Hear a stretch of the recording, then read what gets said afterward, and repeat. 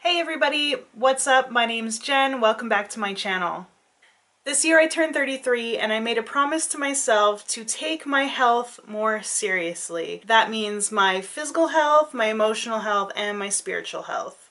It's been 6 months since I quit smoking cigarettes, and I was surprised at how well I did with that challenge. I was impressed by my own strength and willpower. Although I did use a e-cigarette with a small dose of nicotine in the juice, I really didn't rely on it for very long. And even now I use it in a social situation where if I'm with people who are smoking, or, I mostly use it in social situations, not very often at home. And I could transition to a 0 mg juice. I just have not done so yet because I have a huge bottle of juice. I just want to use it up. Now that it's been 6 months since I quit smoking, I figured I can use that momentum, use that strength and that willpower. If I can easily quit a substance that I'm addicted to, like nicotine, I'm pretty sure that I could quit a substance that I'm equally addicted to, and that is sugar. Ever since I was a child, I've always been aware of my size, and I don't think that I was ever a really big child, but I always felt bigger than my friends, bigger than my peers, especially once I hit puberty and things got a little bit rounder and softer and I got breasts. I've just always felt awkward about my body and my size, and I never tried dieting though when I was a kid.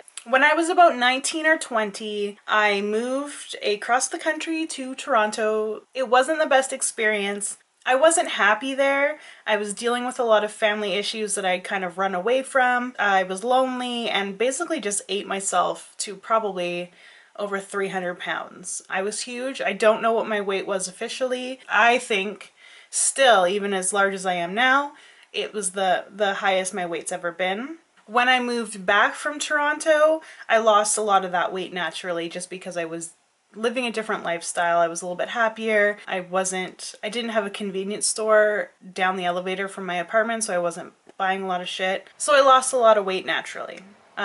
Years later even, I lost a ton more of weight and was down to what I think is probably the lowest I've been in my adult life. Again, I do not know how much I weighed. I was never a fan of the scale. But once I met my husband Steve, I was at the lowest I think I've ever been. And of course, you get into a relationship, you start sitting around and doing nothing but hanging out, making out, and I gained a lot of weight back fairly quickly. Then I got married and gained a little bit more weight, and then I got pregnant and I ballooned. After I gave birth to Hannah, I lost a lot of weight naturally again, and then I attempted to do the ketogenic diet for the first time. I lost all of my pregnancy weight. I was below my pre-pregnancy weight. According to MyFitnessPal, sorry the light is changing.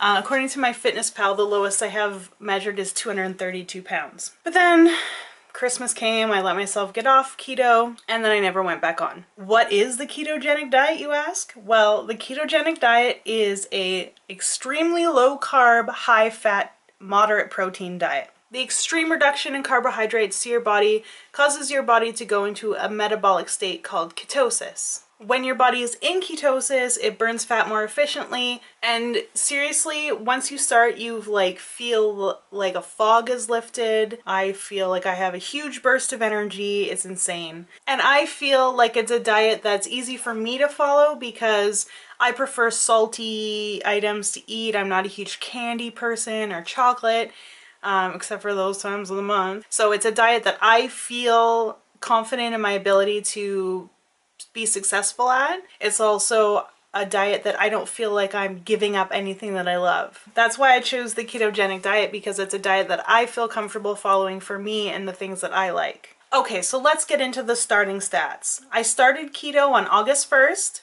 with the full intention of August being imperfect. It's a transition month. I'm getting used to the diet, getting used to the grocery shopping that I have to do, allowing myself to have mistakes because I'm imperfect.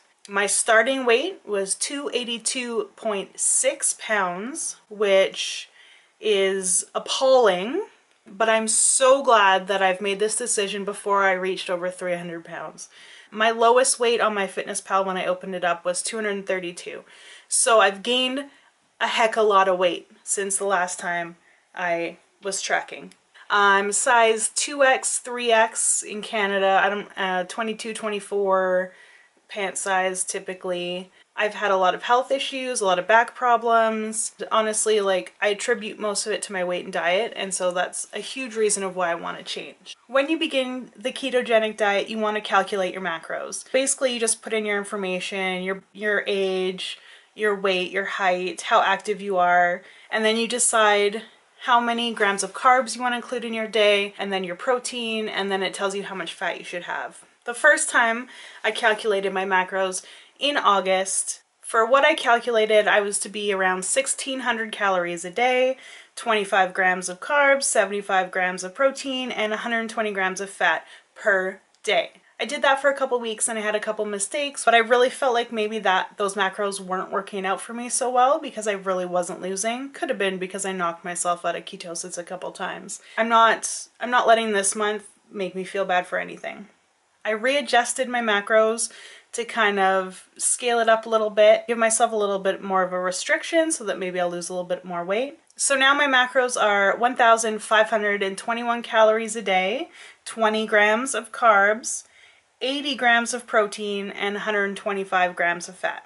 So far, I've been doing really well on that. I've been meeting my macros. One thing that I'm really trying to figure out what works best for me is how I spread out my calories in the day. So far in the morning, I've been having coffee and heavy cream until about somewhere between 1 and 3 p.m. and then starting to have my meals. I'm trying to keep my meals smaller in the early afternoon because at night is when I like to eat. You know, I get the munchies, you gotta have a snack before bed. So I'm trying to keep what I eat earlier in the day smaller, but satisfying so that I'm not going over my numbers at night when I wanna film my face. As of today, I've lost 6 pounds since the beginning of August, which is not much, but it's pretty good. I'm currently on the dot right now, so it might be a little bit different when it's done. I have been meeting my water goals lately, which is between 2.5 to 3 liters a day. It's difficult some days, but I've been doing all right.